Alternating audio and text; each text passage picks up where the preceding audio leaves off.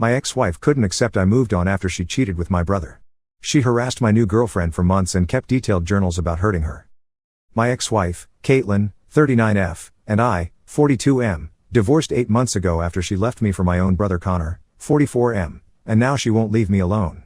Let me start from the beginning. Caitlin and I were married for 15 years. We have 2 kids together, Susan, 12F, and Harry, 9M. I thought we had a solid marriage, but looking back, I can see the cracks were there for years. Caitlin always had issues with anger management.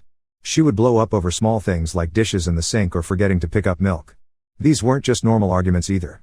She would throw things, slam doors so hard they left marks on the walls, and yell until the neighbors could hear. The kids started spending more time in their rooms when she got like this. I worked as a construction foreman, often pulling 12-hour days to support our family. Caitlin worked part-time at a dental office but always complained that I wasn't home enough. When I got home exhausted, she would start fights about household chores or money. I'd usually just apologize and try to fix whatever was bothering her. The worst part was how she treated me in front of others. At family gatherings, she would make jokes about how useless I was around the house or how I never helped with the kids. My family would laugh it off, but it stung every time. She once told my mother that she felt like a single parent because I was never around. Things got really bad about 2 years ago when my brother Connor got divorced from his wife Linda. Connor moved back to our town and started coming around more often. He's always been the charming one in the family. He's a sales manager at a car dealership and has this way of making everyone laugh. Where I'm quiet and practical, he's loud and entertaining. Caitlin started dressing up more when she knew Connor was coming over. She would do her hair and makeup even if we were just having a barbecue in the backyard. I noticed but didn't think much of it at first. She said she just wanted to look nice for family events. Connor would bring gifts for the kids and flowers for Caitlin. He said it was just being polite, but he never brought anything for me or my wife when he visited other family members. Caitlin would light up when he walked in the room in a way she hadn't for me in years. The 3 of us started hanging out more. Connor would suggest we all go out to dinner or catch a movie. Caitlin always wanted to sit between us at restaurants. She would laugh extra loud at Connor's jokes and touch his arm when she talked to him. I told myself I was being paranoid. Last Christmas, we hosted the family dinner. Caitlin spent days preparing everything perfectly. She bought a new dress and got her nails done. During dinner, I watched her and Connor sharing inside jokes and finishing each other's sentences. When I tried to join the conversation, they would change the subject. After everyone left, I was cleaning up the kitchen when I found Caitlin and Connor on the back porch. They weren't doing anything inappropriate, just talking quietly with their heads close together. When they saw me, they both stepped apart quickly. Caitlin said they were just discussing Connor's job situation. In January, Caitlin started staying out later after work. She said the dental office was doing inventory or she was helping her friend with wedding planning. She would come home around 9 or 10 at night, shower immediately, and go straight to bed. When I asked about her day, she would give short answers and seem irritated. I found out the truth on Valentine's Day. I decided to surprise Caitlin at work with lunch, but her coworker told me she had called in sick. I drove home and found Connor's truck in our driveway. I used my key and walked into my own house to find my wife and brother on my couch. Caitlin didn't even try to deny it. She just looked at me and said she was done pretending. Connor grabbed his shirt and left without saying a word. Caitlin told me she had been seeing him for 3 months and that she was moving out. I asked her why. She said Connor made her laugh and that I had become boring. She said I was always tired and never wanted to do anything fun. She said Connor understood her in a way I never had. The divorce went through quickly since Caitlin didn't contest anything. She moved into an apartment across town with Connor. The kids were devastated, especially Harry, who kept asking when mommy was coming home. For months, I barely functioned. I would drop the kids at school, go to work, pick them up, make dinner, and go to bed. Weekends were the hardest because the house felt too quiet. The kids would spend every other weekend with Caitlin and Connor, and those were the worst days. My coworker Tom kept inviting me to grab drinks after work, but I always declined. Finally, in June, he wore me down and I agreed to meet him at a bar downtown. That's where I met Kim, 37F. Kim was there with her sister, celebrating a promotion at her marketing job. Tom knew her sister from somewhere and introduced us. Kim was completely different from Caitlin, calm, easy to talk to, and she actually listened when I spoke. We talked for hours about everything except my divorce. We started dating slowly. Kim knew about my situation and never pushed for more than I was ready for. She would come to my house sometimes and help with dinner or homework. The kids liked her immediately because she didn't try too hard to win them over. She just treated them like regular people. Kim has her own house about 20 minutes away. It's smaller than mine, but it's peaceful. We started spending weekends there when the kids were with Caitlin. I could actually relax for the first time in months. This is where the problem started. Caitlin found out about Kim somehow and completely lost it. She started calling me at all hours asking who Kim was and why I was introducing the kids to random women. I reminded her that she was living with my brother and that she didn't get a say in my personal life anymore. Caitlin began showing up at my house unannounced. She said she was checking on the kids, but they were always at school when she came. She would walk through the house looking at everything, asking if Kim had been there. She found Kim's coffee mug in the sink once and threw it in the trash. When Kim started staying over on nights when I had the kids, Caitlin called the police. She told them I was exposing her children to a dangerous stranger. The officer was professional but clearly thought the whole thing was ridiculous. He told Caitlin that unless there was evidence of actual danger, she couldn't control who I had in my own home. Caitlin started pumping the kids for information about Kim. She would ask them detailed questions about what we did together and what Kim said to them. Susan told me that her mother made her promise to tell her everything that happened at Daddy's house. The breaking point came 2 weeks ago. Kim and I took the kids to a baseball game downtown. We were having a great time, and the kids were actually acting like kids instead of walking on eggshells. During the 7th inning stretch, I saw Caitlin and Connor in the stands about 10 rows behind us. I don't know how they knew we would be there. Caitlin spent the rest of the game staring at us. When we got up to leave, she followed us to the parking lot. She walked right up to Kim and told her to stay away from her children. Kim stayed calm and told Caitlin that she respected her role as the mother but that Caitlin needed to respect boundaries too. Caitlin started yelling that Kim was trying to replace her and that the kids didn't need another mother. Kim took the kids to our car while I dealt with Caitlin. She was screaming that I was selfish for moving on and that I was confusing the children. Connor finally pulled her away, but not before she yelled that she knew where Kim lived and that this wasn't over. Now I'm genuinely worried. Caitlin has been driving by Kim's house at random times. Kim's neighbor mentioned seeing the same car parked across the street multiple times. Caitlin also started following Kim on social media through fake accounts, liking and commenting on old posts. Yesterday, Kim got flowers delivered to her office with a note that said stay away from what isn't yours. The florist said they were ordered by someone who paid cash and wouldn't give their name. I don't know what to do. The kids are caught in the middle. Caitlin seems to be losing her grip on reality, and Kim is starting to question whether this relationship is worth the drama. I can't blame her, but I also can't let Caitlin control my life forever. Has anyone dealt with something like this? How do you handle an ex who won't accept that it's over? Update 1. I wanted to update everyone on what's been happening because the situation has gotten much worse. After my original post, several people suggested I document everything and consider a restraining order. I started keeping a log of every incident and taking screenshots of Caitlin's social media activity. The harassment escalated quickly after that baseball game. Kim started getting phone calls at work from someone claiming to be conducting a survey, but the questions were clearly designed to get personal information about her schedule and habits. When Kim refused to answer, the caller became aggressive and hung up. Caitlin also began contacting my neighbors. She told Mrs. Peterson next door that she was worried about Kim's influence on the children and asked her to keep an eye on who was coming and going from my house. Mrs. Peterson is 78 and was completely confused by the whole thing. The worst part was what Caitlin started doing to the kids. During their visits with her, she would show them pictures on her phone of me and Kim together that she had clearly taken without our knowledge. She told Susan that Kim was trying to steal their family and asked both kids if Kim ever said anything bad about their mother. Harry started having nightmares and didn't want to go to his mother's apartment anymore. Susan became withdrawn and stopped talking about school or her friends. Both kids seemed terrified of saying the wrong thing around either parent. 3 weeks ago, things came to a head. Kim and I decided to take the kids camping for the weekend at a state park about 2 hours away. We had been planning this trip for weeks, and the kids were excited about hiking and fishing. We set up our campsite Friday evening and had a great time roasting marshmallows and playing cards in the tent. Saturday morning, we went hiking on one of the easier trails. The kids were running ahead, looking at wildflowers and trying to spot animals. Around lunchtime, we came back to our campsite to find Caitlin sitting at our picnic table. She was just waiting there like she belonged. I have no idea how she found us or how long she had been there. Caitlin stood up when she saw us and started yelling that I had kidnapped her children.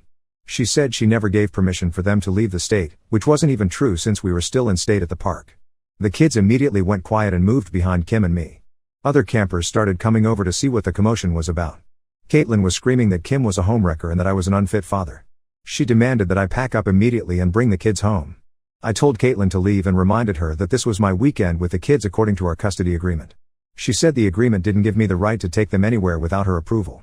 Kim tried to defuse the situation by suggesting we all sit down and talk calmly. Caitlin turned on her and said she had no right to speak about her children. She told Kim that she was nothing but a rebound and that I would get tired of her just like I got tired of everything else. The camp host came over at this point because other families were complaining about the noise. Caitlin immediately switched tactics and started crying, telling him that I had taken her children without permission and that she was just a worried mother trying to protect them.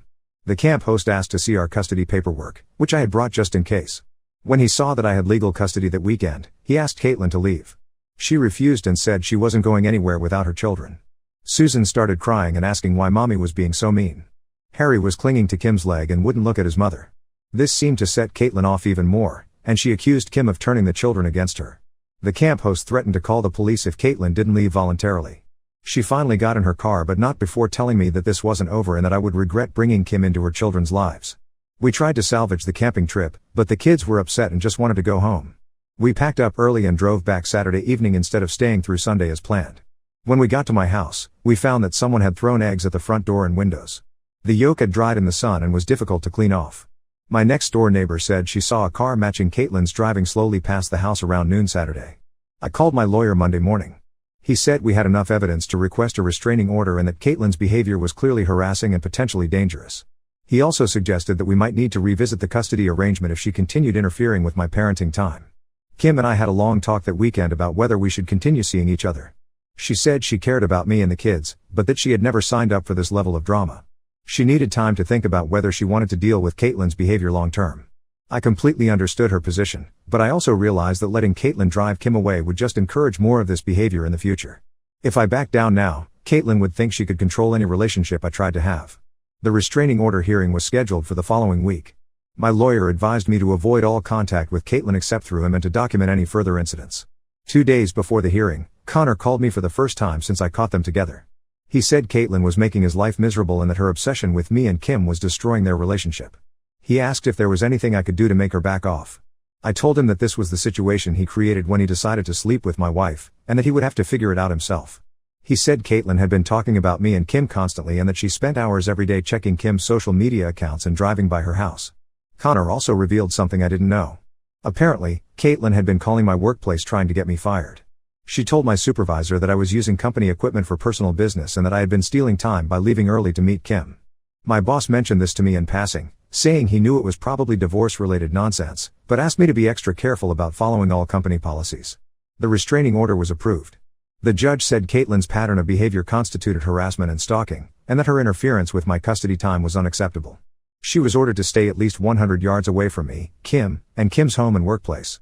Caitlin's lawyer argued that she was just trying to protect her children, but the judge pointed out that showing up at our campsite uninvited and vandalizing my property had nothing to do with child welfare. I thought the restraining order would solve the problem, but I was wrong. Caitlin found ways to work around it while technically staying within the legal boundaries. She couldn't contact me directly, so she started using the kids as messengers. During her custody visits, she would tell them things to pass along to me, like asking when Kim was going to move in or whether I was planning to marry her. She also began scheduling activities during my custody time that she claimed were unmovable appointments for the children. Doctor visits, dentist cleanings, and school events all seemed to fall on weekends when the kids were supposed to be with me. When I objected, she would say these were the only available appointments and that the children's health and education came first. She was technically right, but the pattern was obvious. Kim decided to give our relationship another chance, but she asked me to be completely honest about how bad things might get. I told her I honestly didn't know, but that Caitlin seemed determined to make both our lives miserable. We're still together, but the stress is affecting everything. Kim has started looking over her shoulder when she leaves work. I'm constantly worried about what Caitlin will do next. The kids are caught in the middle and showing signs of the stress. I don't know how to make this stop without completely giving up on having a personal life, and I'm not sure that would even work at this point. Update 2: The situation with Caitlin has taken some unexpected turns, and I wanted to update everyone who has been following this mess. First, the restraining order didn't stop her behavior like I hoped it would. Caitlin became more creative about finding ways to interfere with my life while technically staying within the legal boundaries. She started showing up at places where she knew I would be, but always maintaining the required distance. When I took the kids to their soccer games, she would park exactly 110 yards away and watch through binoculars. At the grocery store, she would follow me through the aisles but always stay far enough away that she couldn't be accused of violating the order. Kim's work situation became unbearable. Even though Caitlin couldn't contact her directly, she found other ways to cause problems. Someone started calling Kim's office multiple times a day and hanging up. Her company's main phone number was posted on social media with false reviews claiming their employees were unprofessional and unreliable. Kim's boss eventually called her in for a meeting about the disruption to their workplace. Kim explained the situation, and her boss was understanding but made it clear that they couldn't continue having their business affected by her personal problems. The kids were getting worse too. Susan started having stomachaches on days when she was supposed to visit her mother.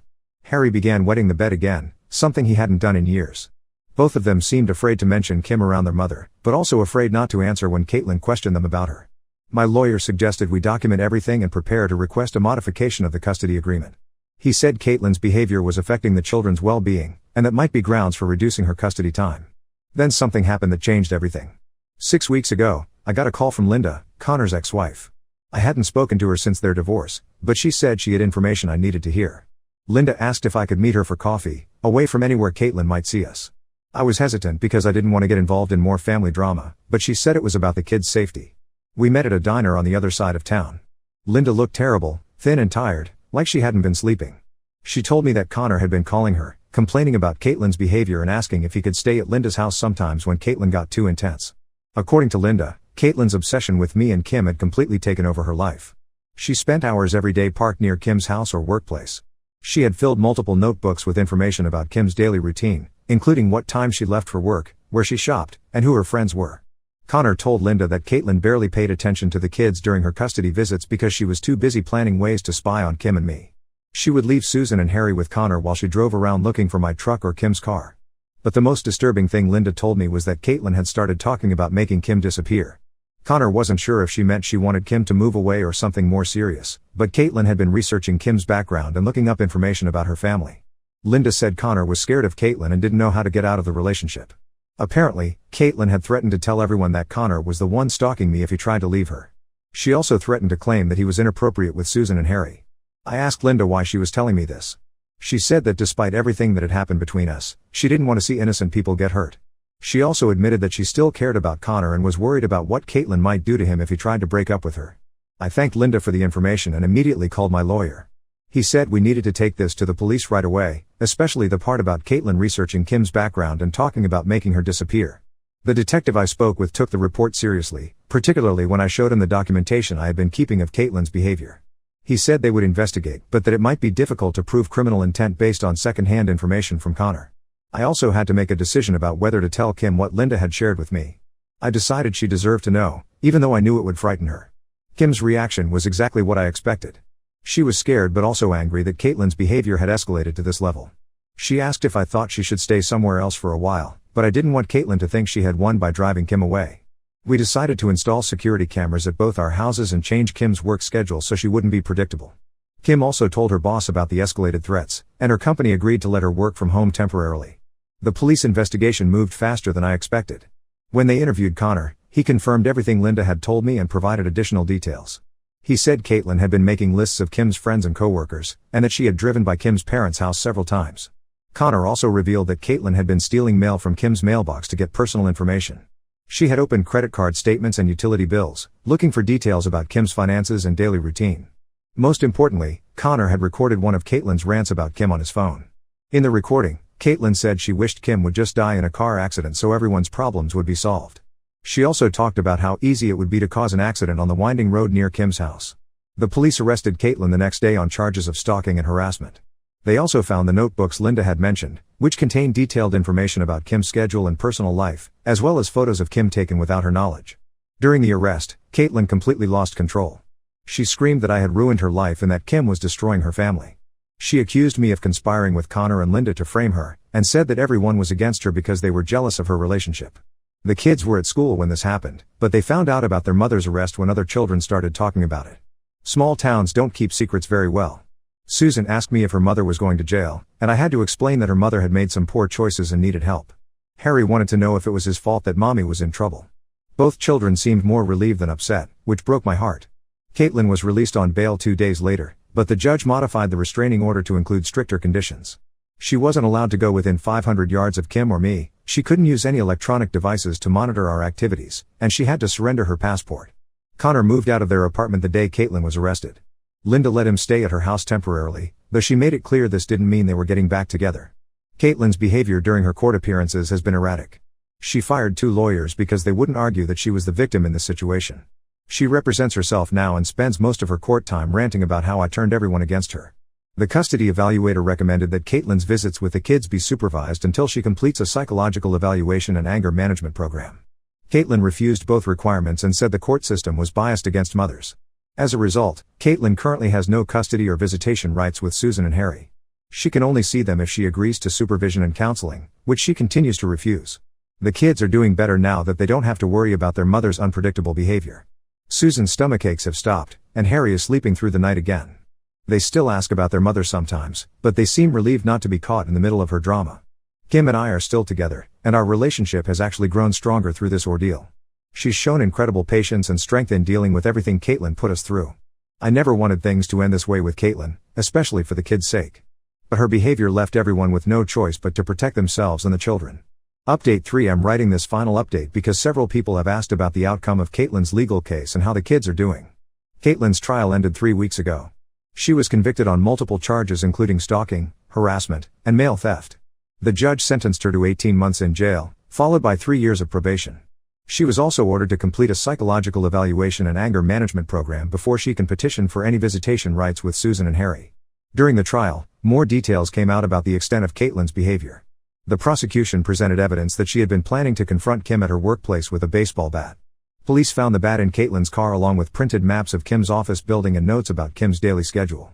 Caitlin's court-appointed lawyer tried to argue that she was suffering from a mental health crisis brought on by the stress of divorce, but the prosecution successfully demonstrated that her behavior was calculated and premeditated rather than impulsive.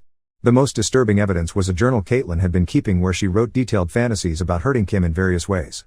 She had also researched how to make anonymous phone calls and how to follow someone without being detected. Caitlin showed no remorse during the trial. She continued to insist that she was the victim and that I had orchestrated everything to turn people against her.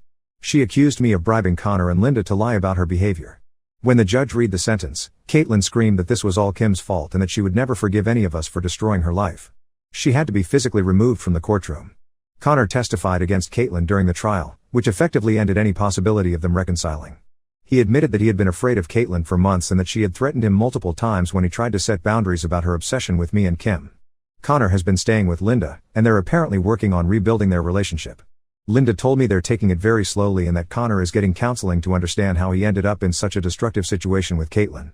I don't have much sympathy for Connor since he created this mess in the first place, but I'm glad he finally did the right thing by testifying about Caitlin's behavior.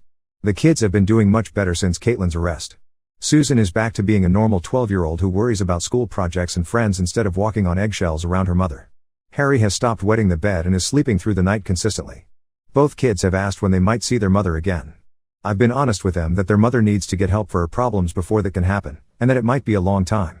Susan seems to understand this better than Harry, who still hopes his mother will get better soon.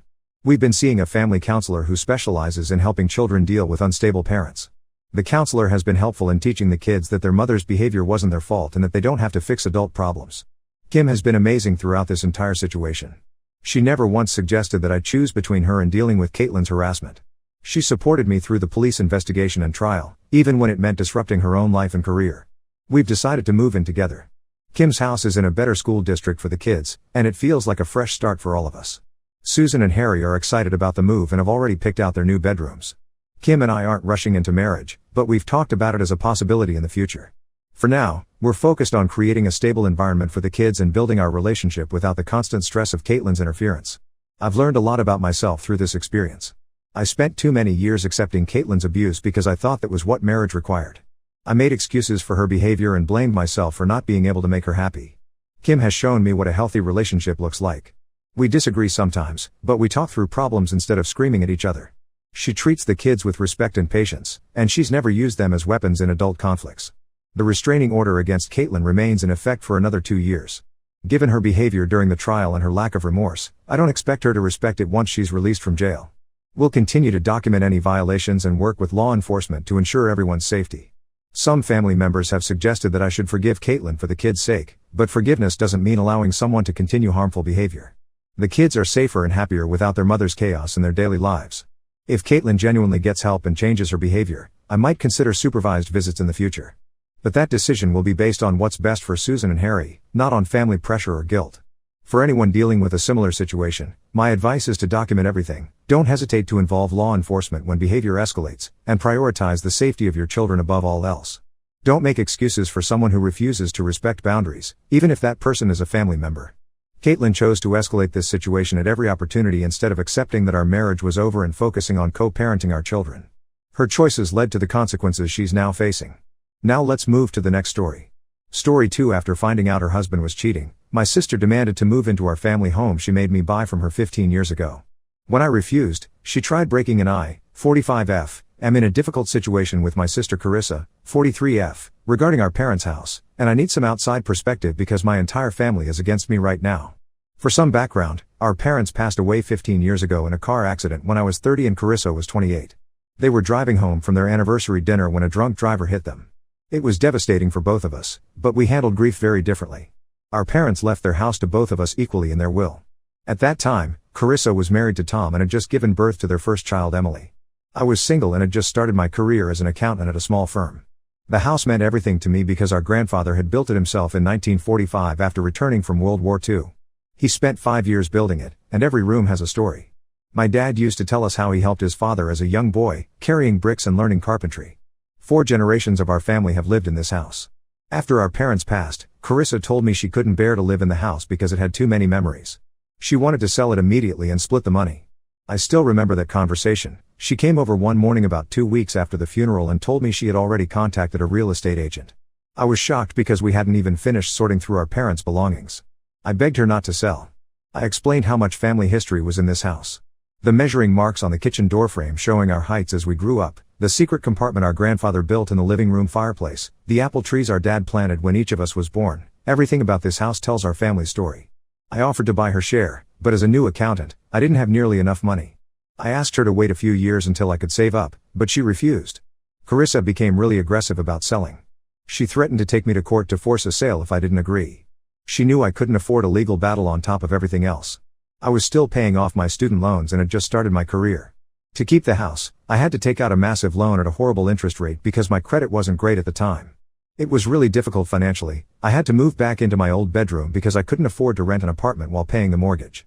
I took on freelance accounting work on weekends and evenings, barely sleeping some weeks to make all the payments. It took me 10 years to pay off that loan. During that time, I couldn't afford to do much maintenance on the house. The roof started leaking, but I could only patch it temporarily. The old windows let in drafts, but replacing them was too expensive. I lived with a broken water heater for 6 months, taking cold showers while saving up to replace it. But I managed to keep the house, and over the past 5 years, I've slowly been renovating it room by room, trying to preserve as much of the original character as possible while making necessary updates. Last month, Carissa showed up at my door crying. I hadn't seen her in person for almost 2 years, we only really talked at family gatherings and on holidays. She told me that Tom had been cheating on her for the past 5 years with his coworker, and they were getting divorced. She had to move out of their house and wanted to move back into our parents' house with Emily, now 15F. Carissa was a mess, mascara running down her face as she told me how she regretted selling her share of the house. She said she finally understood why I fought so hard to keep it, and that she realized its importance now that she was losing her own home. She begged me to let her move in, saying we could be sisters again and live together like we used to when we were young. She even promised to help with the remaining renovations. I refused. I reminded her that she gave up her right to the house 15 years ago when she forced me to buy her out. She got emotional and said I was being cruel, that she was going through the most difficult time in her life and needed her family. She brought up our parents, saying they would have wanted us to help each other, and that they would be ashamed of me for turning my back on my sister. Emily called me later that night crying about how I was being mean to her mom when she needed help the most. She said she wanted to live in the house where her mom grew up, and that I was selfish for keeping it all to myself. This really hurt because I had tried to maintain a relationship with Emily over the years, sending birthday and Christmas gifts, but Carissa often returned them saying they didn't need anything from me. Since then, Carissa has been telling all our relatives that I'm heartless for not helping her in her time of need. Our Aunt Martha, who practically raised us after our mom went back to work, called me saying I should let bygones be bygones and help my sister. My cousins have been posting on social media about family loyalty and how some people forget where they came from. But I don't want to let her move in. I spent 15 years paying for and maintaining this house alone while Carissa was living her life in her big suburban home with Tom.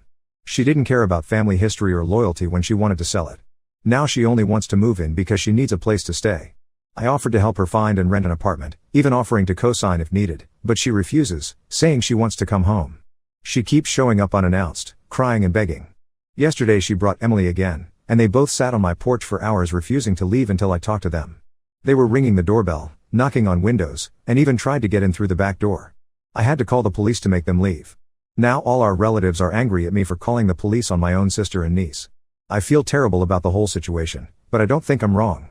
Carissa made her choice 15 years ago. She could have kept her share of the house, but she chose to sell it. I worked hard to keep this house in the family, sacrificing my own comfort and financial security for years. Now she wants to waltz back in when it's convenient for her. AITA? Update 1 first, I want to thank everyone for their support on my original post. The past 2 weeks have been absolute hell, and things have gotten much worse than I could have imagined. After my original post, Carissa completely lost it and escalated her behavior in ways I never thought possible. She started spreading rumors around town that I had actually forged documents 15 years ago to steal her share of the house. She told everyone that I took advantage of her grief over our parents' death to trick her into signing papers she didn't understand, and that she never received any money from me for her share of the house. I was completely blindsided by these accusations. I immediately contacted Richard, the lawyer who handled the sale 15 years ago. Thankfully, he's still practicing in town and remembered our case well. He said it's hard to forget two sisters fighting over their parents' house right after their tragic death. He still had all the documentation in his archives, including the notarized sale agreement with Carissa's signature, proof of the wire transfer to her account, and even his own detailed notes from our meetings. He remembered how Carissa had been the one pushing for a quick sale and how I had begged for more time to gather funds. I also dug through my old files and found my bank statements from that time showing the loan I took out, with the exact amount matching Carissa's share of the house value. I even found the property assessment report we had done before the sale. I thought having all this proof would clear things up quickly. But before I could show these documents to anyone, Carissa took her lies to the next level. She went to the local newspaper, the Daily Herald, with her story. They ran a front-page article titled "Local Woman Accuses Sister of Stealing Family Home." The article made me sound like some kind of monster who took advantage of my grieving sister and her newborn baby. They even included a picture of Carissa crying in front of our parents' house, which I later found out she took specially for the article. The impact on my life has been devastating. I live in a small town where everyone knows everyone, and my reputation has been completely ruined. People I've known my entire life, who watched me grow up, now look at me like I'm some kind of criminal. The ladies at my church, where I've been going for 20 years, whisper behind my back. I've lost 3 accounting clients who said they couldn't trust someone accused of fraud. I've received dozens of hateful emails and messages from people in town calling me every horrible name you can imagine. Last Tuesday, I woke up to find my car vandalized. Someone had spray painted the word thief across both sides and slashed my tires. The police said they couldn't do anything without evidence of who did it. I had to miss work that day dealing with insurance and getting my car towed to the shop. The repair shop owner, who's known me for years, made me pay up front because he said he couldn't trust I would pay the bill. I hired a lawyer immediately and sent Carissa a cease and desist letter. My lawyer also contacted the newspaper with all our documentation proving Carissa's allegations were false. They published a small retraction 3 days later on page 6, but honestly, the damage was already done. Nobody seems to care about the truth now that the lies are out there. The worst part in all of this has been Emily's involvement. Carissa apparently showed Emily some edited versions of the old documents, convincing her that I had stolen her mother's inheritance. Emily posted a long rant on social media about how I was a cruel, greedy aunt who never cared about her and had stolen from her mother when she was just a baby. She shared old family photos of us together and wrote about how fake I was all these years, pretending to care by sending gifts while sitting in her stolen house. This hurt more than anything else because I truly love Emily. I have a box in my closet with every drawing and school photo she ever sent me, even though Carissa returned most of my gifts to her. But what really broke my heart was finding out that Carissa had been planning this whole thing for months. My neighbor Linda told me she saw Carissa with a real estate agent back in March, 3 months before she showed up crying at my door. Carissa was walking around the property with the agent, taking pictures and discussing potential renovations. She told the agent she was planning to sell the house soon and wanted to know its current market value. She was so confident she could force me to let her move in that she was already making plans to sell the house again. The situation has gotten even more frightening in the past few days. I installed security cameras after the car incident, and I'm so glad I did. Carissa has shown up at least 5 times after being told to leave. Last night, she actually tried to break in through the kitchen window, screaming that she had as much right to be in the house as I did. The police caught her in the act this time, but they still just warned her and let her go. I'm meeting with my lawyer tomorrow to discuss getting a restraining order. I've started documenting everything, taking photos, saving emails, recording phone calls, my state is one-party consent, and keeping a detailed log of every incident. Even my always neutral cousin Mark called me yesterday to warn me that Carissa has been calling relatives asking for money to sue me for the house. I feel like I'm living in a nightmare, and I can't believe my own sister would do this to me. Update 2: I need to share some shocking information I discovered that changes everything about this situation. A distant cousin Rachel reached out to me after seeing Carissa's social media posts about our conflict. Rachel lives in California and we haven't spoken in years, but she felt she needed to tell me something important about Carissa's financial situation when our parents died. According to Rachel, about 2 months before our parents' accident, our maternal grandmother had secretly given Carissa a significant inheritance, $200,000 in cash. Grandmother had always favored Carissa, she looked exactly like mom, and wanted to help her start her life with a new baby. Carissa never told anyone about this money, not even Tom knew about it initially. Rachel only knew because she had driven grandmother to the bank that day and helped her arrange the transfer to Carissa's account. This revelation made me feel physically sick. When Carissa was pressuring me to sell our parents' house, she had $200,000 sitting in her account. She could have easily waited for me to save up money to buy her share, or she could have bought my share outright. Instead, She forced me to take out a predatory loan that took me a decade to pay off, while she had more than enough money to be patient. When I confronted Carissa about this over text, she initially denied everything. But after I told her Rachel had proof of the bank transfer, she broke down and admitted it was true. She said she had used the money to buy a vacation home in Florida with Tom, the same vacation home he got in their divorce settlement. She tried to justify it by saying she was young and stupid, and that Tom had pressured her into buying the vacation property as an investment. But that's not all I discovered. Through mutual friends, I learned that Carissa's divorce situation isn't what she presented to me at all. Tom didn't just suddenly start cheating on her 5 years ago.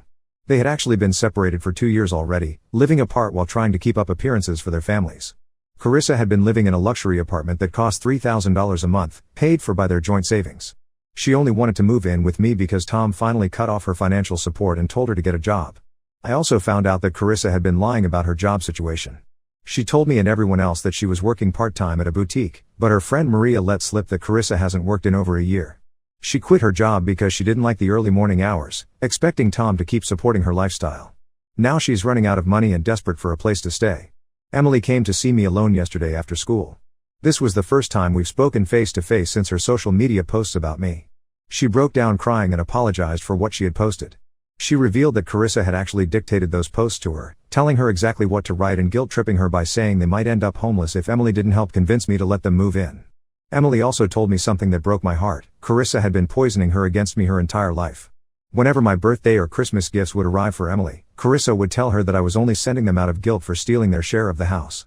She told Emily that I was living in luxury while they struggled, even though anyone could see that their suburban house was much nicer than mine. Every time Emily asked about visiting me, Carissa would tell her I didn't really want to see her and was just pretending to be nice. The most shocking part was when Emily showed me her old diary from when she was 10. Carissa had told her that I was the reason her dad was always working so much, because I had somehow stolen money from him too. Emily had written about how much she hated me back then, believing I was the source of all her family's problems. She was in tears showing me this, saying she now realizes how much her mom had manipulated her. I'm still processing all of this information. Finding out about the secret inheritance and Carissa's lies about her divorce makes her recent behavior even more appalling. She's been playing the victim and destroying my reputation in town, all while hiding her own deceptions. I've forwarded all this information to my lawyer, who says it strengthens our case against her for defamation. The truth really does come out eventually.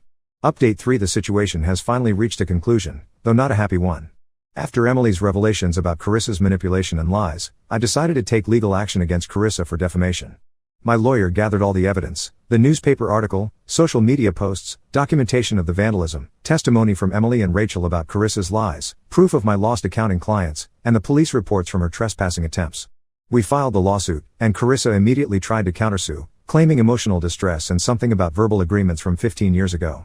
Her lawyer must have realized how weak her case was because they quickly offered to settle out of court. The settlement required Carissa to make a public apology on social media and in the same newspaper that published her initial lies. She also had to pay for the damages to my car, compensate me for my lost clients, and cover my legal fees. Carissa tried to negotiate the terms, saying she couldn't afford the payment. But then Emily found bank statements in their old house showing that Carissa had been hiding money from the sale of her jewelry and designer bags over the past year. She had nearly $50,000 stashed away while claiming poverty. Emily brought these documents to me, and when my lawyer presented them during mediation, Carissa finally agreed to the full settlement. The public apology was posted last week. Carissa wrote a brief, cold statement admitting that she had lied about me forging documents and stealing her inheritance. She acknowledged that she had received full payment for her share of the house 15 years ago. But she couldn't resist adding passive-aggressive comments about how sisters should help each other in times of need, still trying to make me look bad. Carissa finally stopped harassing me after her lawyer explained that any further contact could result in criminal charges. She's now living in Arizona with some guy she met online 2 months ago. From what Emily tells me, she left suddenly without even properly packing her things, just taking her important documents and leaving everything else behind. Emily decided to stay here with Tom to finish her last 2 years of high school. Tom has really stepped up as a father since all this happened. He's got full custody now and bought a small house near Emily's school. Emily visits me every weekend now, and we're slowly rebuilding our relationship. She's been helping me organize old family photos and letters, learning about her grandparents and our family history that Carissa never told her about. What surprised me most was finding Emily genuinely interested in the house and its history. She sits for hours with me looking at old blueprints, asking questions about which parts grandfather built first, where the original windows were, and how the house has changed over time. Last weekend, she helped me restore an old built-in cabinet in the dining room that our grandfather had made. She said it feels like she's finally getting to know her real family history, not the twisted version Carissa fed her. I've started documenting everything about the house, taking photos of all the original features, writing down the stories behind each room, scanning old construction photos our grandfather took, and noting all the renovations I've done. I want to create a proper record so future generations will know the truth about how this house was preserved. Some relatives, especially Aunt Martha, still think I should have helped Carissa despite everything. They say family should always come first. But I know I made the right choice. This house isn't just a building to me, it's our family's legacy that I fought to protect when no one else would. Looking at Emily, learning about her heritage and finally understanding what this house means to our family, I know I did the right thing. Emily asked me last week if she could have some of her graduation photos taken in front of the house next year. She said she wants to honor her grandparents and great-grandfather who built it. That meant more to me than any court victory or public apology ever could.